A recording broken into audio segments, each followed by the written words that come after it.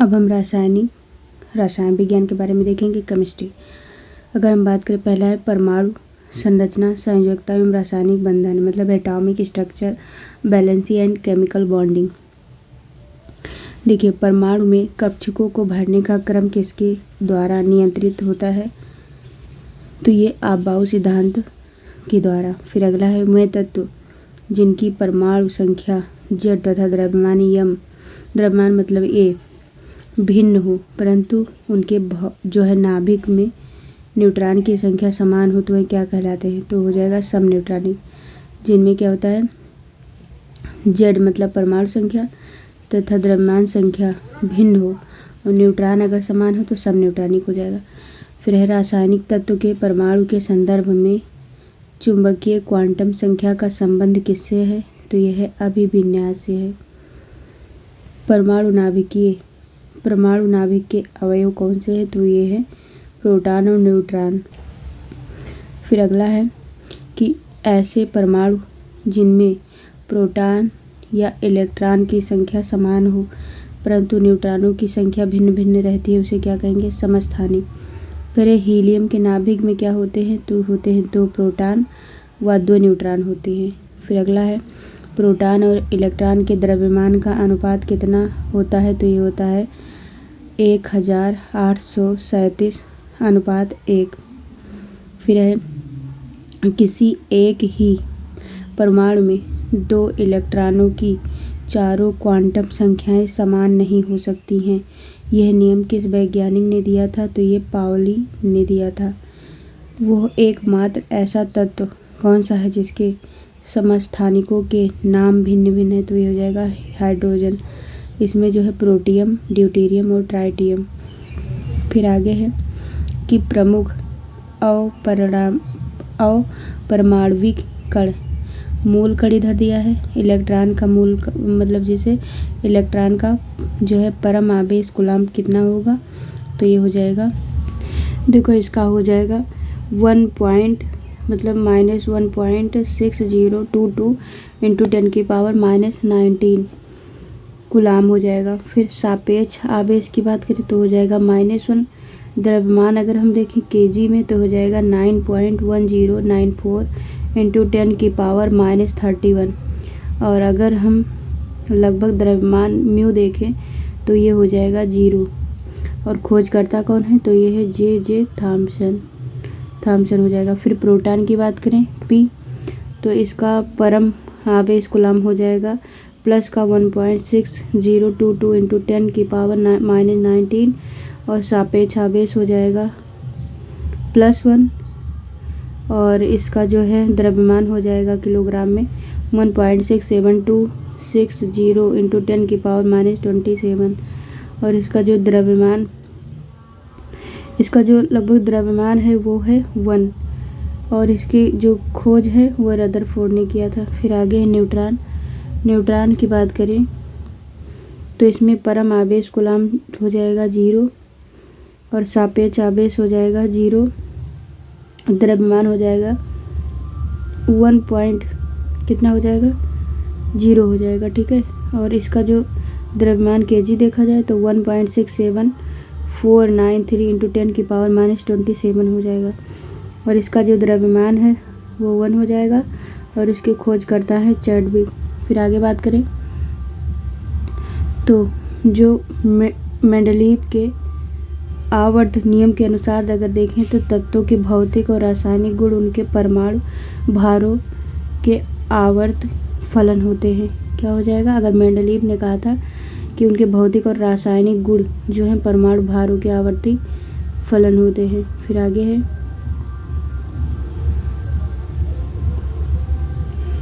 Atomic structure. क्या है इसमें? देखो, किसी तत्व के समस्थानिकों की संख्या सर्वाधिक होती है किसमें? तो ये पोलोनियम जो है इसका एटॉमिक नंबर 33 होता है। फिर है ब्रह्मांड में सर्वाधिक पाया जाने वाला तत्व कौन सा है? तो ये है हाइड्रोजन। अगला है कि रासायनिक यौगिक की सबसे छोटी इकाई कौन है? तो ये हो जाएगा अणु।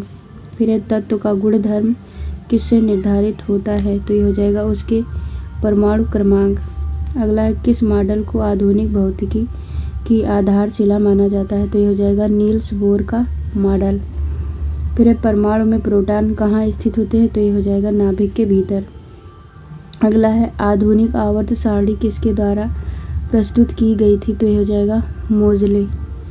फिर अगला है वैद्युत संयोजन एवं सहसंयोजन का बंध किसमें होते हैं, तो ये हो जाएगा सल्फर डाइऑक्साइड SO2।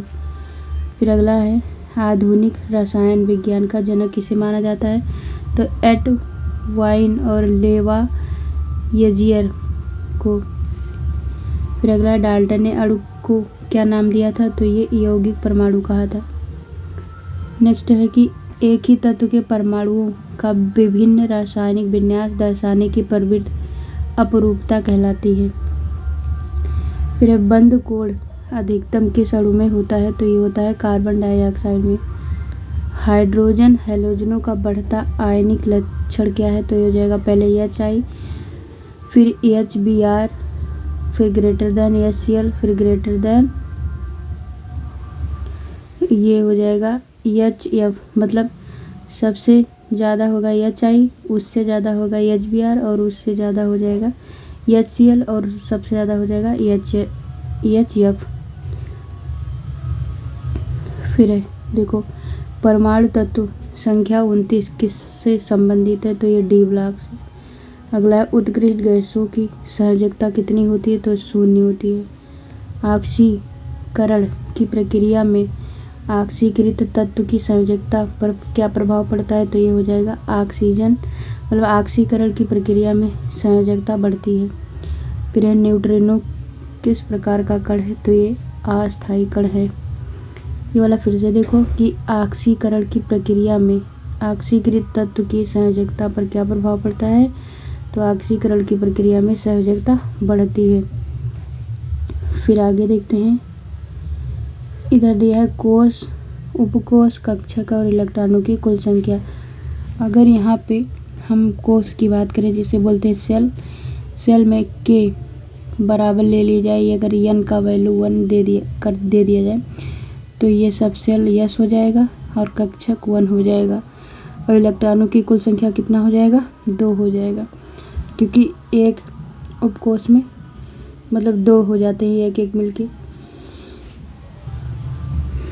आगे है यल कोष, यल केस में N का मान 2 होता है और सब सेल जो होता है उपकोष इसमें 2 बराबर SP हो जाएगा और यहाँ पे कक्षक कितना हो जाएगा, 4 हो जाएगा।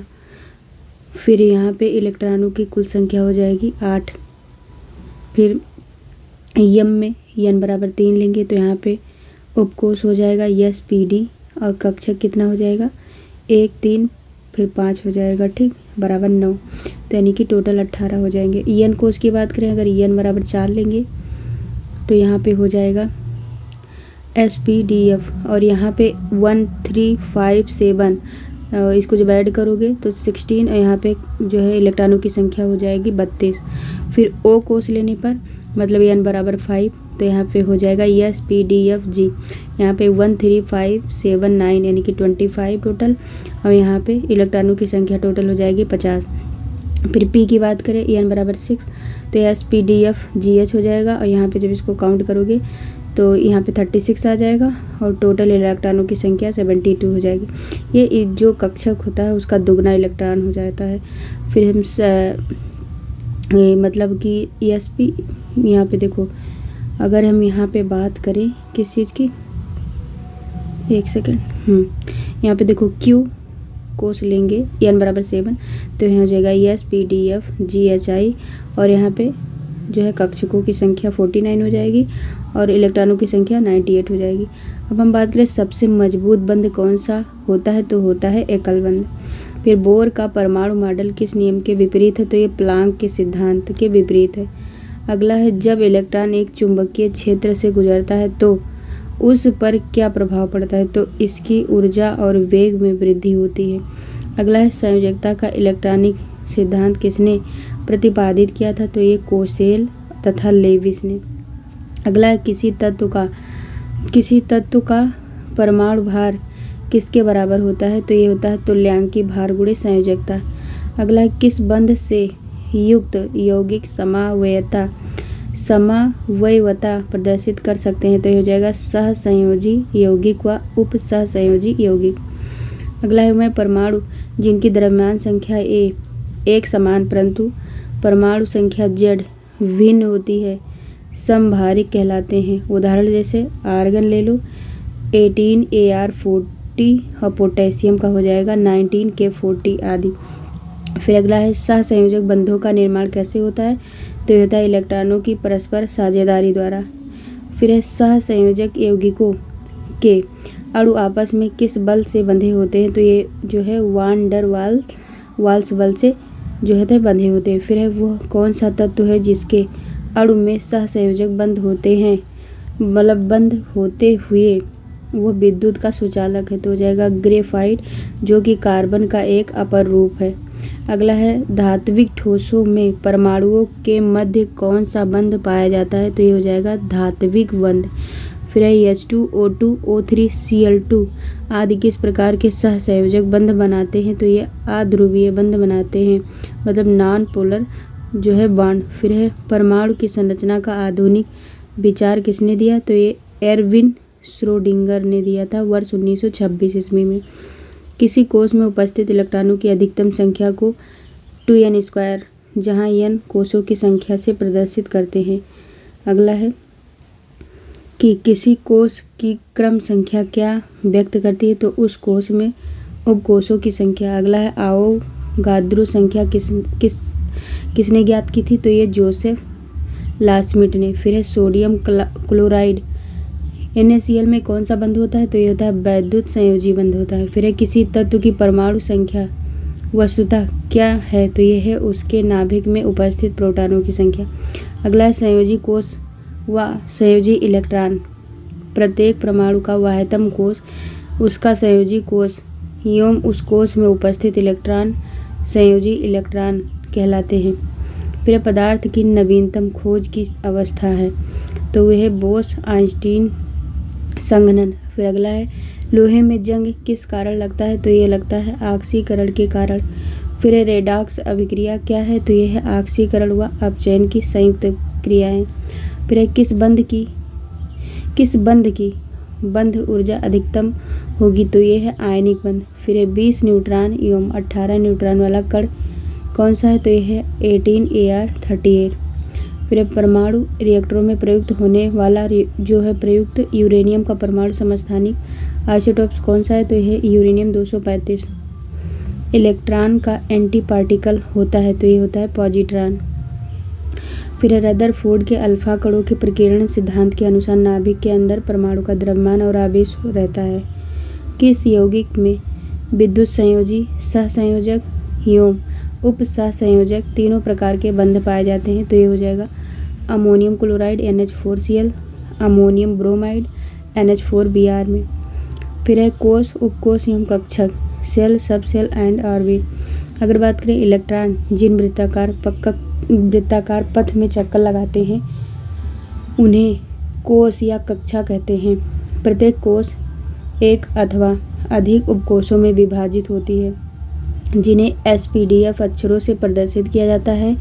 ऐसा त्रिविमीय क्षेत्र जिसमें इलेक्ट्रॉन पाए जाने की प्रायिकता सर्वाधिक होती है कक्षक कहलाते हैं।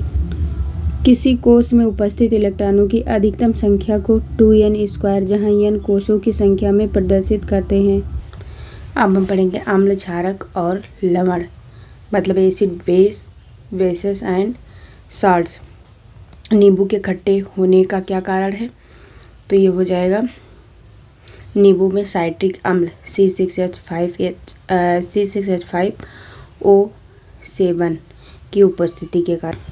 यहाँ पे C6H8 हो जाएगा, ठीक है, क्या हो जाएगा H8O7 की उपस्थिति। फिर अगला है कि वो जलीय विलयन जो लाल लिटमस को नीला कर देता है क्या कहलाता है, तो क्षारीय विलयन कहलाता है।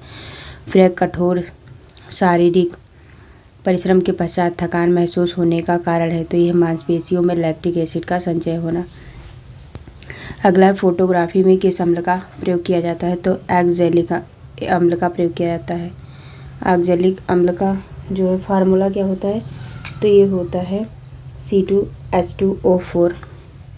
फिर बेकिंग पाउडर के निर्माण में किस अम्ल का प्रयोग किया जाता है, तो ये टार्टरिक अम्ल का प्रयोग किया जाता है। फिर पेय सोडा की रासायनिक प्रकृति कैसी होती है, तो ये अम्लीय होती है।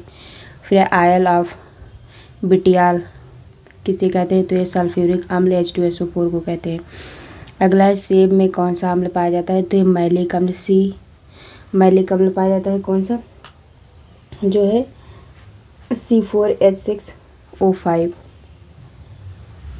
फिर अगला है रसायन उद्योग केमिकल इंडस्ट्री में कौन सा अम्ल तेजाब के रूप में जाना जाता है, तो सल्फ्यूरिक अम्ल H2SO4। फिर है विरंजक चूर्ण या ब्लीचिंग पाउडर का रासायनिक नाम कैल्शियम हाइपोक्लोराइड है और इसका रासायनिक सूत्र CaOCl है।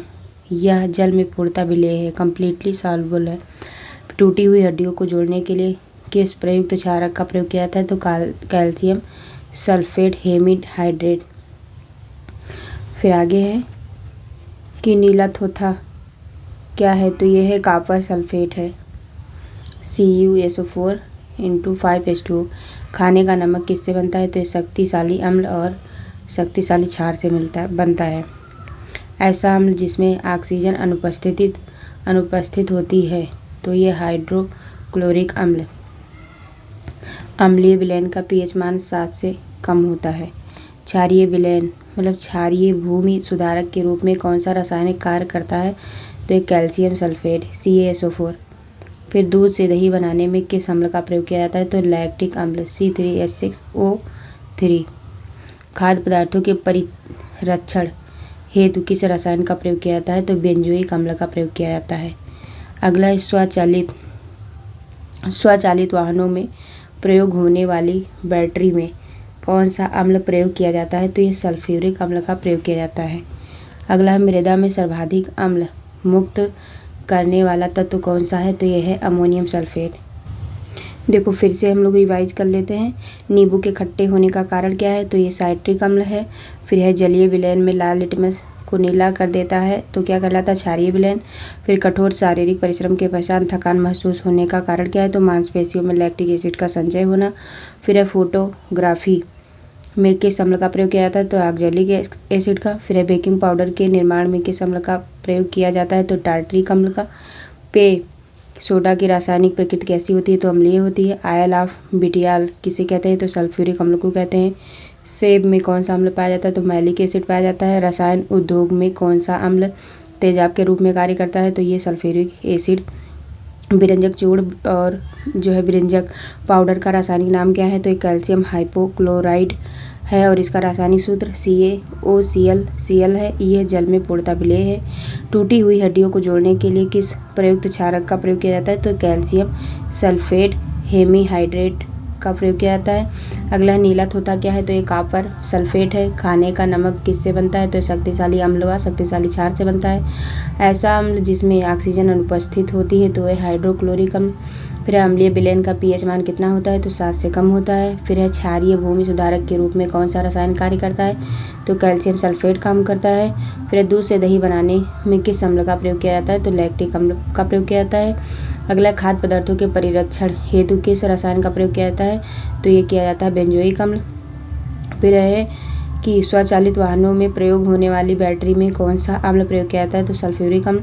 मृदा में सर्वाधिक अम्ल मुक्त करने वाला कौन सा तत्व है, तो अमोनियम सल्फेट। फिर है जिप्सम का रासायनिक सूत्र क्या है, तो यह है कैल्शियम सल्फेट हाइड्राइड हाई मतलब क्या है, कैल्शियम सल्फेट डाईहाइड्रेट। फिर है अम्लराज से तात्पर्य क्या है, तो यह सांद्र हाइड्रोक्लोरिक अम्ल एवं सांद्र नाइट्रिक अम्ल का मिश्रण 3:1 के अनुपात में।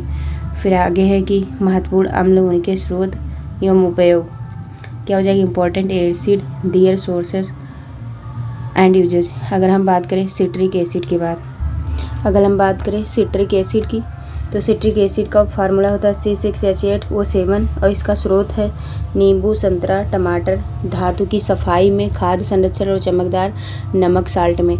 फिर है एसिटिक एसिड, इसका फार्मूला होता है CH3COOH। ये जो होता है इसका स्रोत सिरका है और ये खाद्य पदार्थों के परिरक्षण में प्रयोग होता है। फिर है फार्मिक एसिड, इसका फार्मूला होता है HCOOH। ये मधुमक्खियों, चींटियों के डंक में पाया जाता है और जो है ये कार्बनिक संश्लेषण, रंगाई आदि में प्रयोग होता है। फिर है लैक्टिक एसिड, इसका फार्मूला होता है जो है लैक्टिक एसिड का C2H4OH ये जो है खट्टा दूध एवं दही में पाया जाता है, इसका स्रोत होता है और खाद्य परिरक्षण में स्वाद कारक के रूप में प्रयोग होता है। फिर एस्कॉर्बिक एसिड C6, क्या हो जाएगा एस्कॉर्बिक एसिड का फार्मूला हो जाएगा C6H8O6।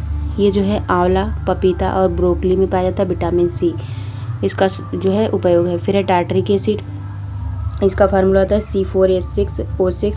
ये जो है कच्चा आम, अंगूर, इमली, केला और अनानास में होता है और खाद्य पदार्थ में प्रतिऑक्सीजन कारक के रूप में प्रयोग होता है। फिर है ऑक्सैलिक एसिड, ऑक्सैलिक एसिड की बात करें तो C2H2O4।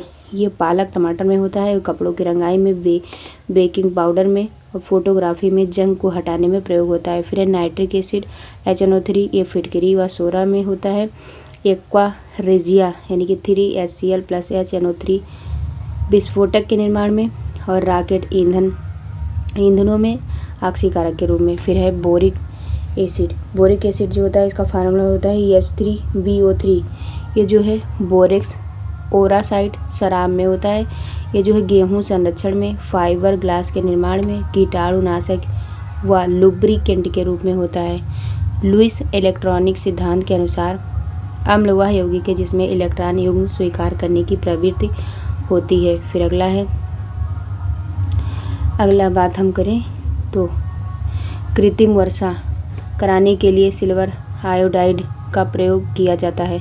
फिर कॉपर सल्फेट का जलीय घोल अम्लीय क्यों होता है तो ये जल अपघटन के कारण। फिर है जल की कठोरता किन पदार्थों से दूर की जाती है तो ये हो जाएगा सोडियम कार्बोनेट व कैल्शियम हाइड्रोक्साइड के द्वारा।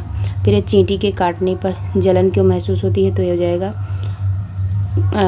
चींटी के काटने पर जलन क्यों महसूस होती है तो चींटी द्वारा फार्मिक एसिड का स्राव करने के कारण कौन सी गैस अग्निशामक के रूप में प्रयोग की जाती है तो ये हो जाएगा कार्बन डाइऑक्साइड। फिर अगला है कि अम्ल नीले लिटमस पेपर को लाल रंग में तथा क्षारक लाल लिटमस पेपर को नीले रंग में परिवर्तित कर देते हैं। फिर अगला है घरों में सिरका कैसे बनता है तो स्टार्च के किण्वन द्वारा। कोलकाता में किस अम्ल की उपस्थिति के कारण खट्टा स्वाद होता है, क्या है सॉरी कोलकाता नहीं कोका कोला में किस अम्ल की उपस्थिति के कारण खट्टा स्वाद होता है तो ये फास्फोरिक अम्ल के कारण H3PO4 के कारण जो है कोका कोला में खट्टापन आता है। फिर है शुद्ध जल का pH मान कितना होता है तो 7 होता है। फिर अचार के परिरक्षण हेतु उसमें कौन सा अम्ल मिलाया जाता है तो एसिटिक एसिड यानी कि CH3COOH मिलाया जाता है। अम्लों व क्षारों की पहचान के लिए मुख्यतः किन पदार्थों का प्रयोग किया जाता है तो लिटमस पेपर, फिनाफ्थलीन व मेथिल ऑरेंज का प्रयोग किया जाता है।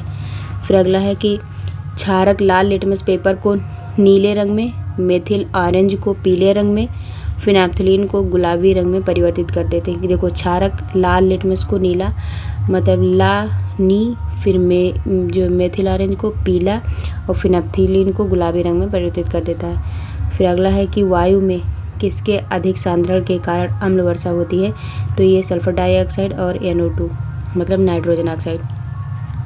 मैग्नीशियम हाइड्रोक्साइड का जलीय विलयन क्या कहलाता है तो मिल्क ऑफ मैग्नीशिया कहलाता है। किसके द्वारा pH को मापा जाता है pH मान को तो ये सोरेनसन के द्वारा। फिर गंध सूचकों मतलब ऑल्फैक्टरी इंडिकेटर्स के रूप में मुख्यतः प्याज व वनीला का प्रयोग किया जाता है। कपड़े पर से जंग के दाग को हटाने के लिए ऑक्सैलिक अम्ल विलयन का प्रयोग किया जाता है। फिर आगे है लवण और उसका उपयोग। अगर हम बात करें सोडियम क्लोराइड NaCl साधारण नमक तो ये भोजन निर्माण एवं अचार के परिरक्षण हेतु अत्यधिक ठंडे देशों में जमी हुई बर्फ को पिघलाने हेतु। फिर है सोडियम हाइड्रोक्साइड, ये जो है साबुन, कागज, अपमार्जक के निर्माण में, पेट्रोलियम शोधन में, कपड़ा निर्माण और उद्योग में। अगला है कैल्शियम हाइड्रोक्साइड CaOH का होल ट्वाइस चूने का पानी होता है। ये जो है चमड़ा उद्योग में, अम्लीय मृदा जल एवं गंदे नालों के उपचार में। अगला है सोडियम कार्बोनेट NO2CO3 धावन सोडा, यह है कांच, कागज, साबुन एवं ईंट निर्माण उद्योग में जो है आर्द्र अभिकर्ता के रूप में। फिर है सोडियम बाइकार्बोनेट बेकिंग सोडा यानी कि NaHCO3 अग्निशामक में, भोजन निर्माण में, खमीर बनाने में। अगला है विरंजक चूर्ण OCl तो इसका हो जाएगा ब्लीचिंग पाउडर जिसे बोलते हैं। स्विमिंग पूल की सफाई करने में, पेयजल के कीटाणुओं मतलब कीटाणु शोधन में, ब्लीचिंग में एजेंट के रूप में।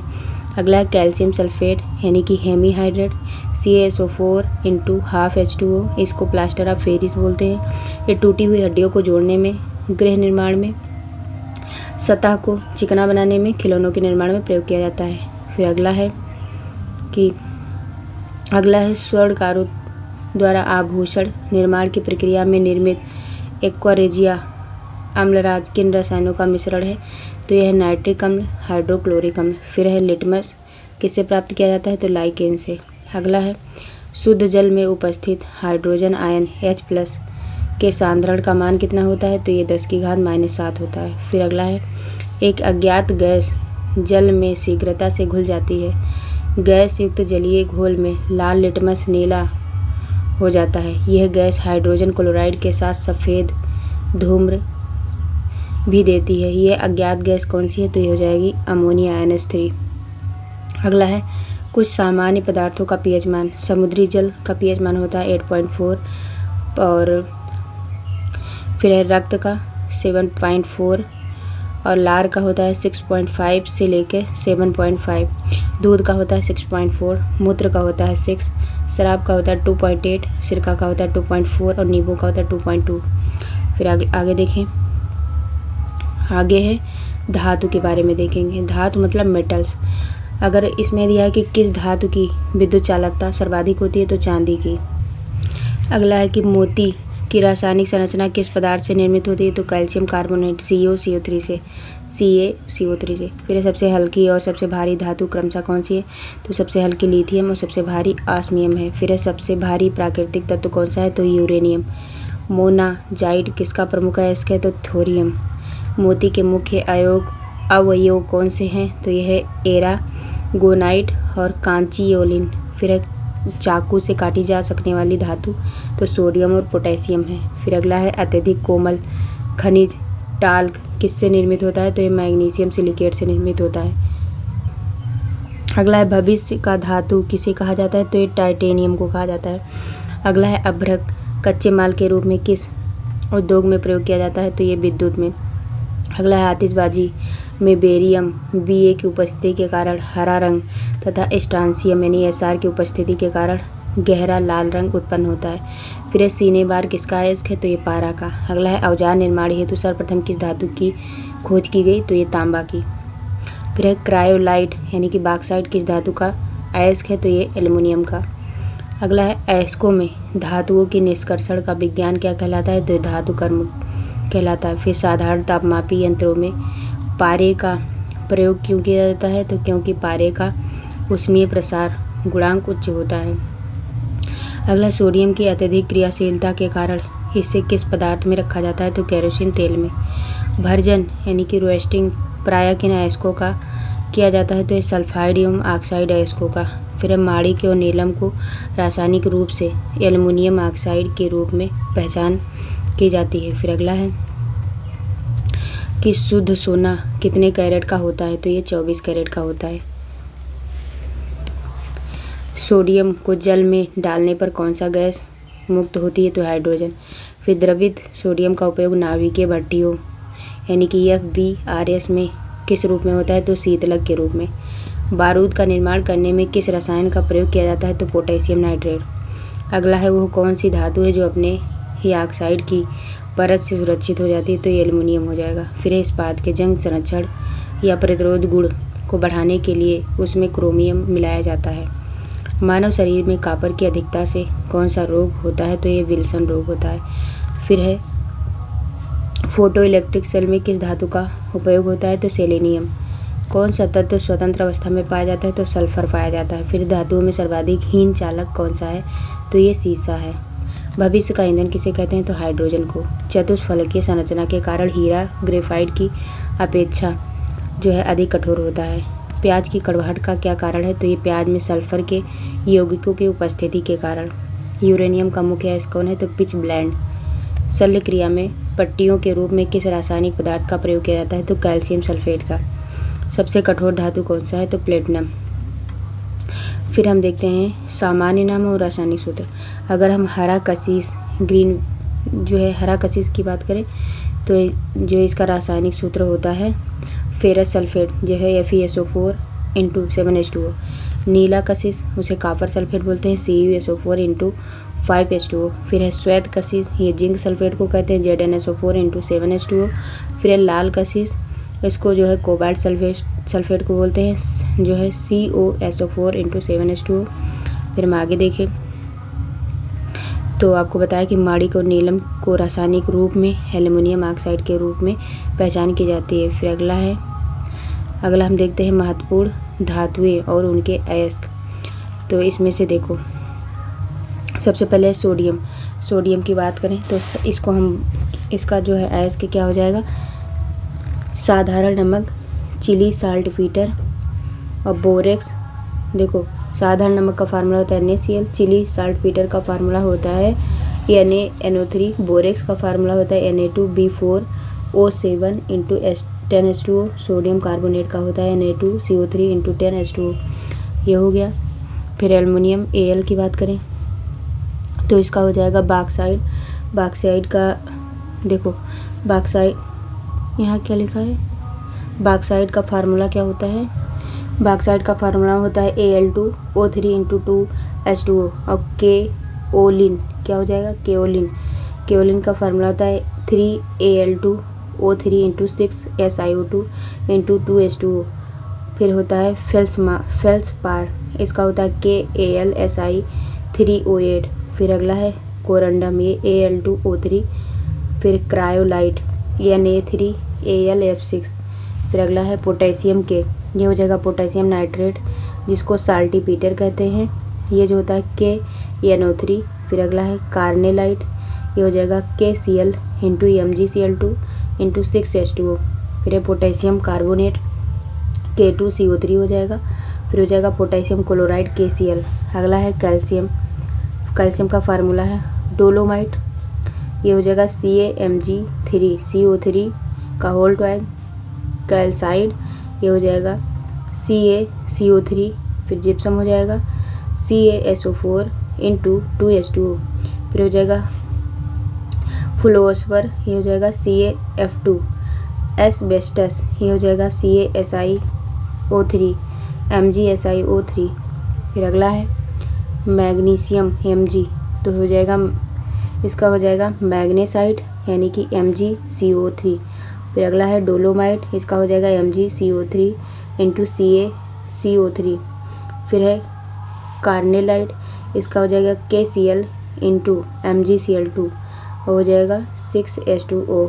फिर है एप्सम साल्ट, ये हो जाएगा MgSO4 इंटू 7H2O। अगला है कापर की बात करें तो Cu इसका होता है, Cu से प्रदर्शित करते हैं, इसका होता है जो है अयस्क चाल्को पायराइड अथवा कापर पायराइड, इसका फार्मूला होता है CuFeS2। फिर अगला है कापर ग्लास, इसका होता है Cu2S क्यूप्राइड Cu2O मैलेकाइट, ये CuOH का होल टॉइग इंटू CuCO3। फिर अगला है एजुराइट का फार्मूला होता है CuOH का होल टॉइग इंटू 2CuCO3। अगला है जिंक की बात करें तो जिंक को Zn से प्रदर्शित करते हैं, इसका अयस्क है जिंकाइड यानी कि ZnO। जिंक ब्लेड, इसको बोलते हैं ZnS। फिर है कैलामाइन, ये है ZnCO3। और फिर है बिलेमाइट यानी ZN2SiO4। फिर अगला है लेड Pb, इसे गैलेना PbS और सीरूसाइट मतलब PbCO3। फिर है टिन SN, इसका अयस्क होता है कैसेटेराइट SnO2। फिर है कैडमियम CD, इसका होता है ग्रीनोसाइड CDS। फिर अगला है निकेल Ni, इसका होता है मिलेराइट NiS। फिर अगला है मैग्नीज Mn मतलब पायरोलुसाइड MnO2 और जो है मैग्नाइट Mn2O3 इंटू H2O, क्या हो जाएगा H2O। फिर अगला है आयरन Fe, इसका होता है हेमेटाइट Fe2O3 लिमोनाइट 2Fe2O3 और इंटू 3H2O। फिर है मैग्नेटाइट Fe3 क्या हो जाएगा Fe3O4। Siderite FeCO3। फिर है आयरन पायराइड ये FeS2। फिर है कापर पायराइड CuFeS2। फिर है मरकरी सीनेबार। फिर है सिल्वर रूबी सिल्वर जो है Ag3SB इंटू AS फिर S3 और ये हो जाएगा हार्न सिल्वर मतलब AgCl।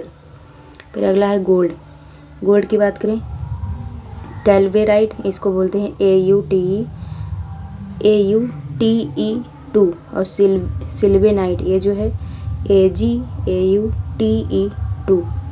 फिर यूरेनियम की बात करें यूरेनियम U जिसे कहते हैं कार्नेटाइट इसका फार्मूला आता है K2UO2 इंटू BO4 का होल ट्वाइज इंटू 3H2O। इसको फिर दूसरा है एस पिच ब्लेंड इसका होता है U3H8। फिर है थोरियम TH मोनाजाइट होता है। फिर हम आगे बात करें तो मोबाइल फ़ोन की बैटरी में किस धातु का प्रयोग किया जाता है तो ये किया जाता है लिथियम का।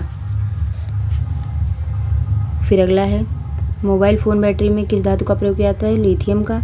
और क्विक लाइम का रासायनिक नाम क्या है तो कैल्शियम ऑक्साइड CaO। परमाणु घड़ियों में टाइम कीपर के रूप में किस धातु का प्रयोग किया जाता है तो सीजियम का। फिर है मतदाता की उंगली में लगाई जाने वाली स्याही के निर्माण में किस रासायनिक यौगिक का प्रयोग किया जाता है तो ये सिल्वर नाइट्रेट। अगला है क्वार्ट्ज का रासायनिक नाम क्या है तो यह है सोडियम सिलिकेट जिसका फार्मूला होता है Na2SiO3। आयरन पायराइड्स यानी कि FeS2 रासायनिक यौगिकों को झूठा सोना या मूर्खों का सोना भी कहते हैं किसको आयरन पायराइड्स को। फिर हम आगे बात करें तो पर्ल एस किस रासायनिक यौगिक को कहा जाता है तो ये पोटेशियम कार्बोनेट K2CO3 को कहा जाता है। अगला है जिंक सल्फेट का प्रयोग सामान्यतः किस रूप में किया जाता है तो कवकनाशी के रूप में। फिर अगला है भूपर्पटी में सर्वाधिक मात्रा में पाए जाने वाले तत्व कौन से हैं तो ऑक्सीजन। फिर silicon aluminium iron calcium sodium magnesium titanium और हाइड्रोजन। फिर आगे हम बात करें अगला है अधातु मतलब नॉन मेटल। अगर हम बात करें वायुयानों के टायरों में कौन सी गैस भरी जाती है तो नाइट्रोजन या हीलियम। गर्म गैस के गुब्बारों में हीलियम को हाइड्रोजन की अपेक्षा अधिक वरीयता क्यों दी जाती है क्योंकि हीलियम वायु के साथ विस्फोटक मिश्रण नहीं बनाती। अश्रु गैस किसे कहते हैं तो अमोनिया को। भारी जल का रासायनिक सूत्र क्या है ड्यूटेरियम ऑक्साइड D2O। भारी जल में हाइड्रोजन के स्थान पर कौन सा परमाणु होता है तो ड्यूटेरियम। भारी जल की खोज किस वैज्ञानिक ने की थी तो हेराल्ड यूरे ने। फिर है समुद्री जल को शुद्ध जल में किस प्रक्रिया द्वारा परिवर्तित किया जाता है तो ये हो जाएगा विपरीत परासरण के द्वारा। फिर है फिटकरी गंदे पानी को किस प्रक्रिया द्वारा शुद्ध करती है अस्कंदन। फिर है भारी जल किसका उदाहरण है तो मंदक का। फिर है पानी आयनिक लवण का सुविलायक क्यों है तो ये हो जाएगा पानी का द्विध्रुव आघूर्ण अधिक है। पानी की अस्थायी कठोरता के लिए कैल्शियम व मैग्नीशियम के क्लोराइड्स और सल्फेट पदार्थ उत्तरदायी हैं। फिर क्वार्ट्ज का रासायनिक नाम क्या है तो हो जाएगा सोडियम सिलिकेट। फिर भार के अनुसार जल में हाइड्रोजन कितने प्रतिशत होता है तो ये होता है 11.11%। द्रव्यमान की दृष्टि से जल में हाइड्रोजन 11% तथा ऑक्सीजन 89% होती है जबकि परमाणविक दृष्टि से जल में हाइड्रोजन 67% तथा ऑक्सीजन 33% होता है। अशुद्ध जल में बड़ी मात्रा में पेयजल किस प्रक्रिया से तैयार किया जाता है तो निर्लवणीकरण द्वारा। फिर टेफ्लॉन किस श्रेणी का पदार्थ है तो फ्लोरोकार्बन का। वायुमंडल में किस गैस की प्रतिशत मात्रा सबसे कम होती है तो ये कार्बन डाइऑक्साइड। फिर वायुमंडल में नाइट्रोजन लगभग कितने प्रतिशत होता है तो 78%। गोताखोरों द्वारा गहरे समुद्र में सांस लेने के लिए ऑक्सीजन के साथ हीलियम गैस को मिश्रित किया जाता है। कौन सी गैस हीलियम। फिर आगे है कि सल्फर हेक्सा फ्लोराइड अणु का आकार कैसा होता है? तो अष्टफलकीय होता है। फिर है हीरा किस तत्व का अपर रूप है? तो कार्बन का। जल में आसानी से घुलनशील पदार्थ कौन सा है? तो अमोनिया। कौन सा है? अमोनिया। फिर आगे बात करें सिंदूर का रासायनिक सूत्र क्या है? तो ये है Pb3O4। फिर है सामान्य ताप पर सामान्य ताप पर आयोडीन किस अवस्था में पाया जाता है? तो ठोस अवस्था में। फिर भारी मशीनों के उपयोग के लिए ग्रेफाइट स्नेह का प्रयोग किया जाता है। अगला है पेंसिल का लेड किस पदार्थ का बना होता है? तो ग्रेफाइट। किस प्रकार के कोयले में कार्बन की मात्रा सर्वाधिक होती है? तो एंथ्रासाइड। अगला है किस प्रकार के कोयले में कार्बन का अंश निम्नतम होता है? तो ये लिग्नाइट। फिर है हैलोजनों में सबसे अधिक अभिक्रियाशील तत्व कौन सा है? तो ये हो जाएगा फ्लोरीन। फिर है वो हैलोजन जिसका प्रयोग पीड़ाहारी की तरह किया जाता है? तो ये हो जाएगा ब्रोमीन। कोयले के जलने से कौन सी गैस निकलती है? तो ये हो जाएगा कार्बन डाइऑक्साइड। फिर है हाइड्रोजन को जलाने से क्या प्राप्त होता है? तो जल। ट्यूबलाइट में निम्न दाब पर कौन सी गैस भरी जाती है? तो ये नियान और पारावास। फिर है ऑक्सीजन की खोज किस वैज्ञानिक के द्वारा की गई? तो ये प्रिस्टले। फिर है जल की अस्थायी कठोरता कैल्शियम और मैग्नीशियम के बाइकार्बोनेट की उपस्थिति के कारण होता है। वायु की मुख्य संगठक जैसे कह रहा है कि वायु की मुख्य संगठक गैसें कौन सी हैं? तो ये नाइट्रोजन, ऑक्सीजन, कार्बन डाइऑक्साइड। फिर हम आगे देखते हैं हाइड्रोजन के समस्थानिक। हाइड्रोजन के समस्थानिक में हो जाएगा समस्थानिक एवं रासायनिक संकेत और इधर हो जाएगा परमाणु संरचना। अगर हम पहले बात करें प्रोटियम, इसका होता है 1H1 अथवा H मतलब सामान्य हाइड्रोजन। यही एकमात्र तत्व है जिसके परमाणु में न्यूट्रॉन नहीं पाया जाता है। और परमाणु संरचना कैसे हो जाएगी? तो इसमें 1 इलेक्ट्रॉन 1 प्रोटॉन और 0 न्यूट्रॉन हो जाएगा। ड्यूटेरियम की बात करें तो इसका हो जाएगा 1H2 अथवा D मतलब भारी हाइड्रोजन। अनेक जैसे रासायनिक अभिक्रियाओं में सूचक के रूप में तथा भारी जल के निर्माण में प्रयुक्त होता है। इसमें 1 इलेक्ट्रॉन 1 प्रोटॉन और 1 न्यूट्रॉन होता है। अगला है ट्राइटियम 1H3 अथवा T। यह हाइड्रोजन का रेडियो सक्रिय समस्थानिक है। 1 इलेक्ट्रॉन 1 प्रोटॉन और 2 न्यूट्रॉन। फिर आगे बात करें सबसे हल्का हैलोजन तत्व कौन सा है? तो यह है फ्लोरीन। फिर ब्लीचिंग पाउडर का रासायनिक सूत्र क्या है? तो यह हो जाएगा कैल्शियम हाइपोक्लोराइड CaOCl हो जाएगा। फिर एक सामान्य शुष्क सेल ड्राई सेल में विद्युत अपघट्य होता है तो यह हो जाएगा अमोनियम क्लोराइड। कार्बन का शुद्धतम रूप माना जाता है तो ये हीरा। विद्युत बल्ब में कौन सी गैस भरी जाती है? तो आर्गन गैस भरी जाती है। शुष्क बर्फ किसे कहते हैं? तो ठोस कार्बन डाइऑक्साइड को कहते हैं। हैलोजन तत्वों की अभिक्रियाशीलता का क्रम क्या है? तो पहले फ्लोरीन, क्लोरीन, ब्रोमीन, आयोडीन और एस्टेटीन। अगला विश्व में सर्वाधिक मात्रा में कौन सा तत्व पाया जाता है? तो हाइड्रोजन। शरीर में आयोडीन की कमी से किस हार्मोन के स्राव में कमी आती है? तो थायरॉक्सिन हार्मोन। कौन सा तत्व जो सदैव द्रव अवस्था में पाया जाता है? तो ये ब्रोमीन। हैलोजन समूह का वह सर्वाधिक भारी तत्व कौन सा है जिसमें धात्विक चमक होती है? तो आयोडीन। जल के विसंक्रमण में किस हैलोजन तत्व का प्रयोग किया जाता है? तो क्लोरीन। उत्कृष्ट या अक्रिय गैसों के परमाणु के बाह्यतम कोश पूर्ण होते हैं अथवा अपूर्ण, तो ये हो जाएगा पूर्ण होते हैं। कृत्रिम गर्भाधान हेतु पशुओं के वीर्य को सुरक्षित रखने के लिए उसे द्रवित नाइट्रोजन में रखा जाता है। फिर अगला है निम्न ताप प्रौद्योगिकी में प्रयुक्त की जाने वाली गैस कौन सी है? तो यह है फ्रांसियम। फिर किस गैस को स्ट्रेंजर गैस भी कहा जाता है? तो जीनान को। फिर पटाखों के निर्माण में प्रयुक्त होता है तो श्वेत फास्फोरस। अगला फोटोकॉपी की मशीन में प्रयुक्त किया जाने वाला तत्व है तो ये हो जाएगा सेलेनियम। फिर विरंजक अभिक्रमक के रूप में क्लोरीन का प्रयोग सर्वाधिक किया जाता है तो ये हो जाएगा क्या है? विरंजक अभिक्रमक के रूप में क्लोरीन का प्रयोग सर्वाधिक किया जाता है। अगला है सड़ी मछली की तरह दुर्गंधपूर्ण गैस है तो ये हो जाएगा ओजोन। कौन सा अम्ल कशिश के तेल के नाम से प्रसिद्ध है तो ये हो जाएगा सल्फ्यूरिक अम्ल H2SO4।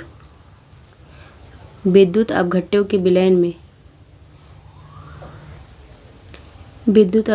विलयन में से किसे कार की बैटरी में प्रयुक्त किया जाता है तो ये हो जाएगा सल्फ्यूरिक अम्ल।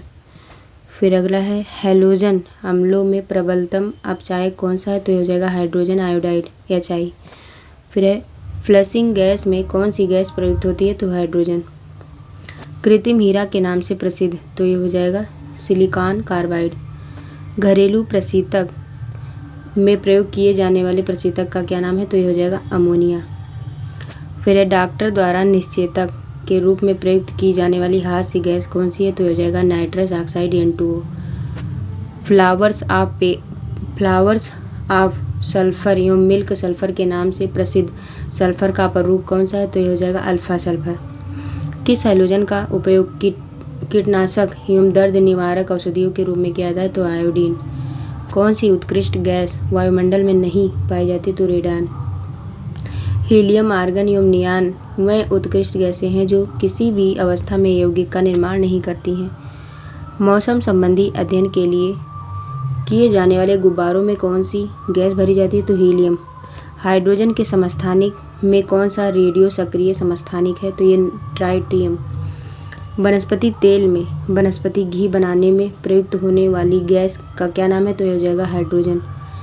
माचिसों में किस रसायन का प्रयोग किया जाता है तो लाल फास्फोरस। फिर अगला है मिश्र धातुएं एवं उपधातुएं। तो मिश्र धातु में किस पदार्थ के सम्मिश्रण से स्टेनलेस स्टील अचुंबकीय हो जाता है तो ये हो जाएगा निकेल। मिश्र धातु यौगिक तथा विलयन दोनों रूपों में हो सकता है। वायुयान का ढांचा बनाने में किस मिश्र धातु का प्रयोग किया जाता है तो ये डुरैलुमिन।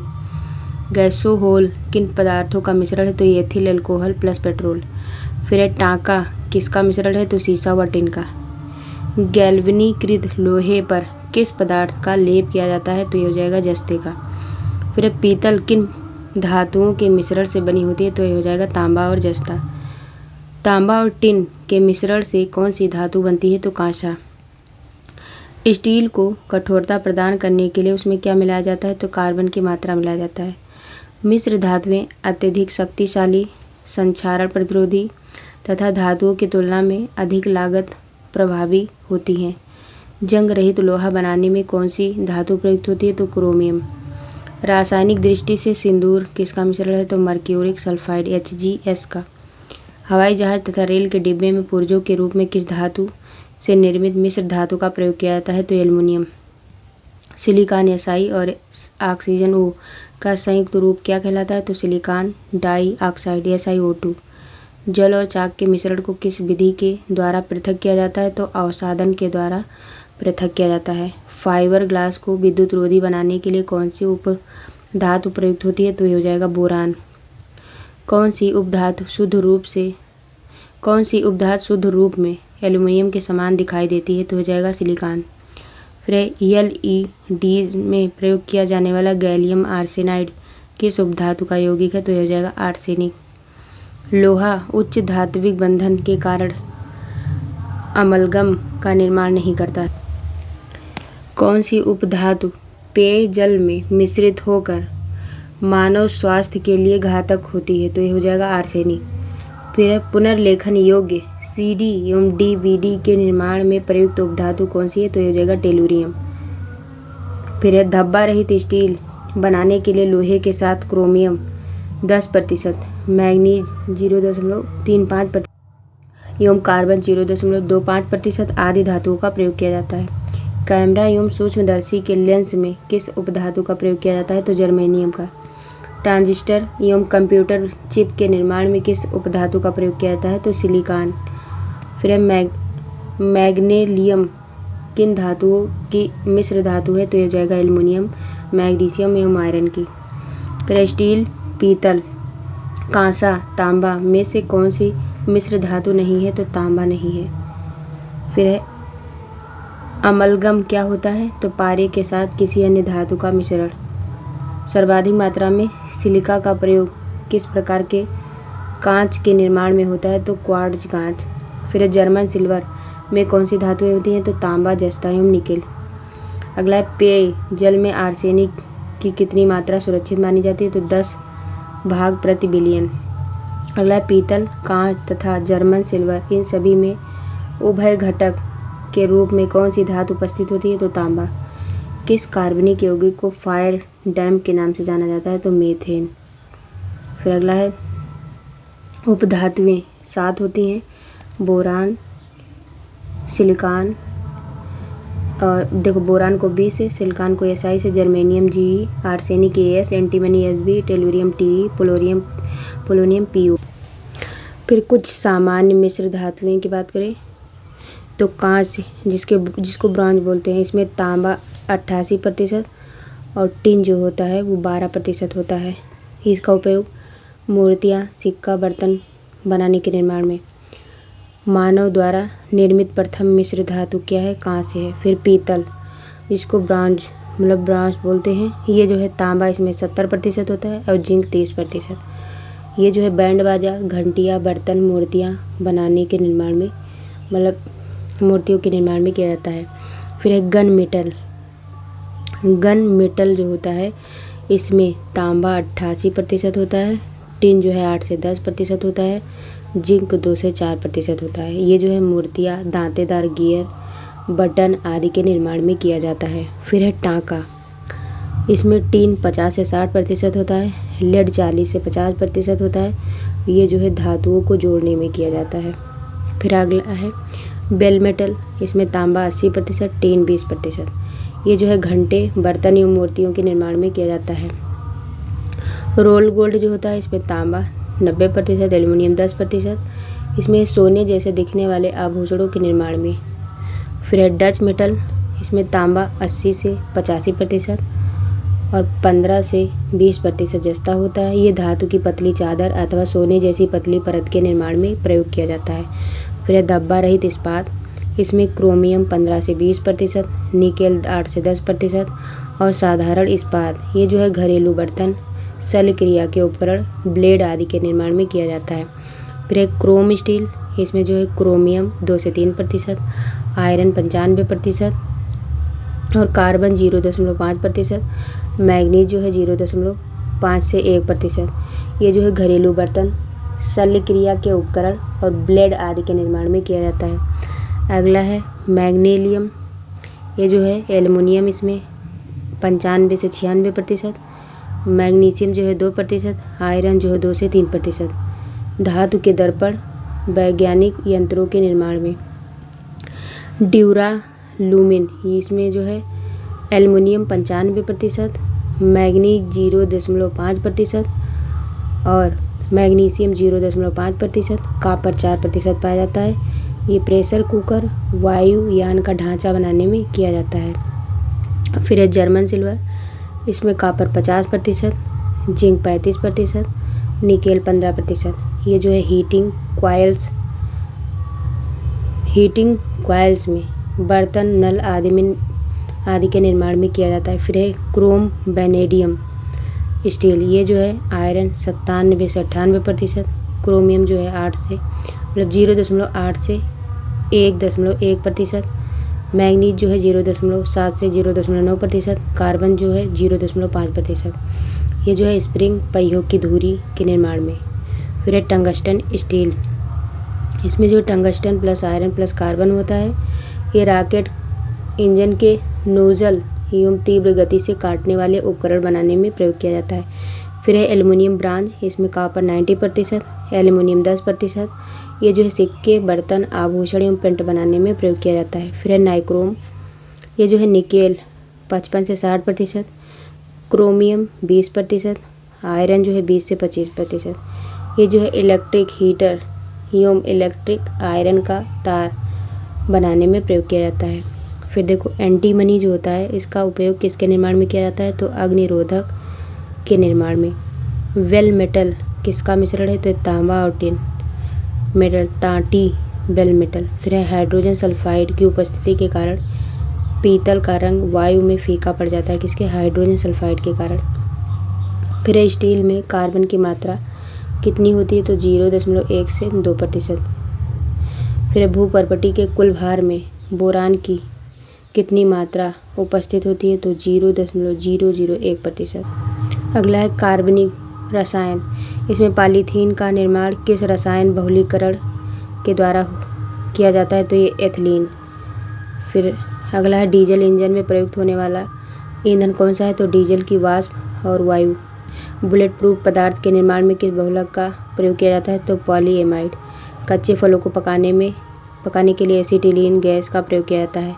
स्वचालित वाहनों में प्रदूषण नियंत्रण हेतु प्रयुक्त सीएनजी गैस में कौन सा तत्व पाया जाता है? तो ये मेथेन CH4। फिर मेथेन के अपघटन से प्राप्त स्याही किस पदार्थ के लिए प्रयुक्त की जाती है? तो छपाई में।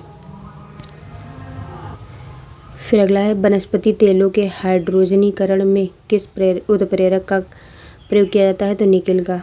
वेल्डिंग में किस गैस का प्रयोग किया जाता है? तो ऑक्सीजन एवं एसिटिलीन का। बर्तन की सतह पर न चिपकने वाले बहुलक को क्या कहते हैं? तो टेफ्लॉन। वाहनों के इंजन में उत्पन्न धात्विक ध्वनि क्या कहलाती है? तो ये अपस्फोटन कहलाती है। फिर वाहनों में अपस्फोटन को कम करने के लिए ईंधन टेट्रा एथाइल लेड तथा बेंजीन टॉलुइन जाइलीन BTX का प्रयोग किया जाता है। ऑटोमोबाइल इंजनों में प्रतिहिम के रूप में किसका प्रयोग किया जाता है? तो ये किया जाता है एथिलीन ग्लाइकॉल।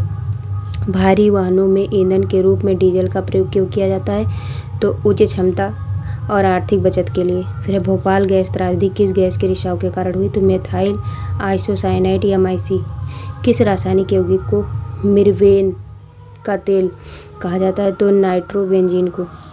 नाइट्रोग्लिसरीन के संगठक के रूप में कार्डाइड और ब्लास्टिंग जिलेटिन पदार्थ पाया जाता है। फिर कच्ची चीनी का रंग विहीन करने हेतु किस चारकोल का प्रयोग किया जाता है? तो एनिमल चारकोल। फिर आइसोप्रीन प्राकृतिक रबर का बहुलक है तथा नायलॉन कृत्रिम बहुलक का उदाहरण है। द्वितीय विश्व युद्ध के समय मलेरिया एवं टाइफाइड रोगों के उपचार के लिए किस टीके का प्रयोग किया जाता है? तो DDT डाइक्लोरो डाइफिनाइल ट्राइक्लोरोएथेन का। फिर शहद में कौन सा प्रमुख घटक पाया जाता है? तो फ्रक्टोज। फिर फल पकाने के लिए किस रसायन का प्रयोग किया जाता है? तो कैल्शियम कार्बाइड। शक्कर के किण्वन में कौन सा पदार्थ बनता है? तो इथाइल एल्कोहल। फिर युद्ध स्थल पर प्रयोग की जाने वाली विषैली गैस ल्यूसाइड किससे बनाई जाती है? तो ये एसिटिलीन से। फिर धान के खेतों से किस गैस का उत्पादन होता है? तो मीथेन गैस से। फिर किस एल्कोहल को वुड स्प्रिट के नाम से जाना जाता है? तो मिथाइल एल्कोहल। अगला है जल में कार्बन डाइऑक्साइड प्रवाहित करने पर बना सोडा वाटर अम्लीय प्रकृति का होता है। संशोधित स्प्रिट में कौन सा रसायन होता है? तो ये होता है इथाइल एल्कोहल 95%। अगला है बेकेलाइट किन पदार्थों के संगठन से बनता है? तो फिनाल व फॉर्मेल्डिहाइड। किस विलायक का प्रयोग नेल पेंट हटाने वाले द्रव के रूप में किया जाता है? तो एसीटोन। किसका प्रयोग निषेचक के रूप में किया जाता है? तो क्लोरोफॉर्म CaCl3। किस विस्फोटक को नोबेल तेल भी कहा जाता है? TNG tri nitroglycerin. घरेलू LPG सिलेंडरों में दाब मापक नहीं प्रदान किए जाते हैं क्योंकि ये LPG सिलेंडरों में गैस की मात्रा को प्रदर्शित नहीं कर सकते हैं। सभी जैव यौगिकों में अनिवार्य तत्व कौन सा है? तो कार्बन। फॉर्मेल्डिहाइड का 40% जलीय विलयन क्या कहलाता है? तो फॉर्मेलिन। नोबेल तेल के नाम से किस कार्बन यौगिक को जाना जाता है? तो ट्राई नाइट्रोग्लिसरीन।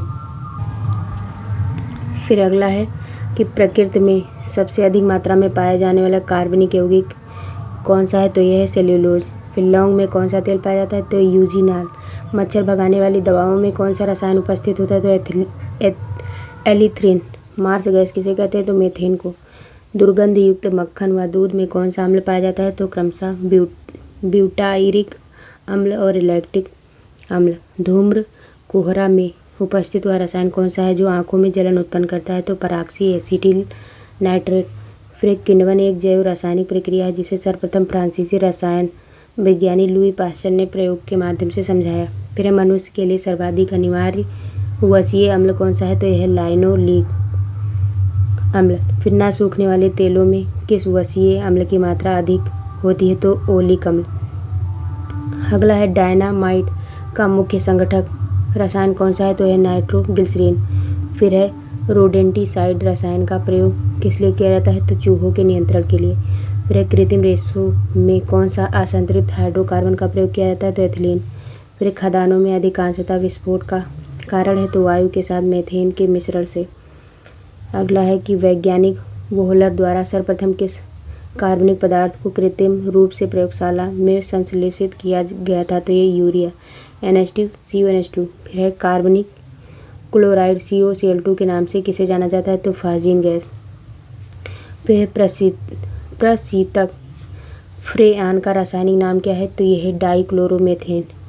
फिर है कार्बोक्सिलिक अम्ल COOH तथा अल्कोहल OH की साथ में अभिक्रिया क्या कहलाती है तो एस्टरीकरण।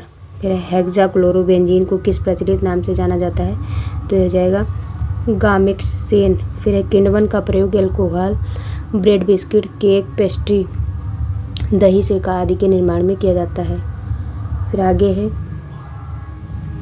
यौगिक और प्रयोग तो ग्लूकोज C6H12O6 ये शराब निर्माण एवं फलों के रस परिरक्षण में किया जाता है। फिर यूरिया NH2 CuNH2 ये नाइट्रोजन उर्वरक के रूप में किया जाता है। फिर CHloropharm CH_Cl3 ये जो है शल्य क्रिया में निषेधक के रूप में वसा तेल तथा विलायक के रूप में किया जाता है। फिर क्लोरोफ्लोरोकार्बन CFC। फिर देखो ये है AC एवं रेफ्रिजरेटर में प्रशीतक के रूप में एरोसॉल प्रोरोधक के रूप में। फिर है नाइट्रोबेंजीन C6H5NO7 ये विभिन्न प्रकार के पालिश एवं रंगों एवं साबुन के निर्माण में। फिर है डाइक्लोरोमेथेन CH2Cl2 यह चाय एवं कॉफ़ी में कैफीन हटाने में एरोसॉल स्प्रे प्रोरोधक के रूप में।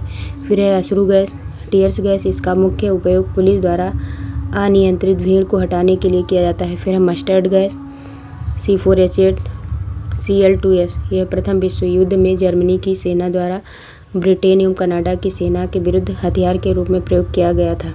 फिर है DDT कृषि में कीटनाशकों के रूप में प्रयोग किया जाता है। फिर है एस्पिरिन इसका उपयोग ज्वर दर्द जलन आदि के उपचार में किया जाता है। फिर है यूरोट्रॉफिन C6H12N4 या तो इसको कहते हैं और CH2 यह मुख्य रूप से इस मुख्य उपयोग इसका फिनालिक राल के निर्माण में किया जाता है। फिर नेप्थलीन C10H8 ये जो है कीटाणुनाशक के रूप में कपड़ों में कीड़ों को दूर रखने वाली गोलियों के निर्माण में किया जाता है। फिर है एथिलीन ग्लाइकॉल ये कारों में प्रतिहिम कारक के रूप में किया जाता है। फिर आइडोफार्म जीवाणुनाशी के रूप में किया जाता है। फिर है पैराल्डिहाइड ये निद्राकारी दवा के रूप में। फिर है एस्बेस्टास अग्निशामक वस्त्र बनाने में। फिर है अल्फ्रेड नोबेल को नोबेल पुरस्कार वितरण हेतु एक निधि स्थापित करने के लिए धनराशि किस आविष्कार से मिली थी तो यह डायनामाइट। फिर विस्फोटक RDX का अन्य नाम क्या है तो यह साइक्लोनाइड हेक्सोजन एवं T4। फिर टेरिलीन क्या है तो यह कृत्रिम रेशा। फिर नेत्रों का परीक्षण एल्केलाइड के किस तनुकृत घोल से पुतलियों को फैलाकर किया जाता है तो ये हो जाएगा ईओसिन।